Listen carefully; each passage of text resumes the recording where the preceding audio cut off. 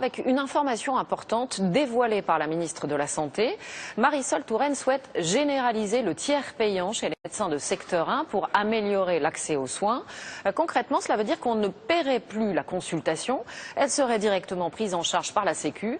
Mais les praticiens n'y sont pas favorables. Ils ont peur d'être débordés par la paperasse. Frédéric Prabonneau, Philippe Maire, Valérie Lucas. Une carte vitale, mais plus de chéquier pour aller chez le docteur. Si le tiers payant est généralisé, les patients n'avanceront plus le prix de la visite. L'avance de frais existe déjà, mais seulement pour un tiers des consultations aujourd'hui. Cette généraliste le propose à ceux bénéficiant de la couverture maladie universelle et à quelques autres. Ça concerne aussi les patients vulnérables, les personnes âgées ou les patients psychiatriques, parce qu'effectivement, ça évite de compliquer les choses. L'an prochain, les patients ayant droit à une aide à la complémentaire santé profiteront du tiers payant. Puis d'ici 2017, tous les malades consultant en ville un généraliste ou un spécialiste.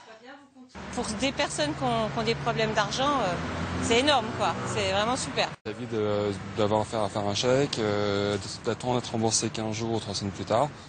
Certains médecins craignent que le système soit beaucoup trop compliqué. D'autres, ils poussent à consulter plus. Une critique repoussée par la ministre de la Santé. Le tiers payant existe dans beaucoup de pays.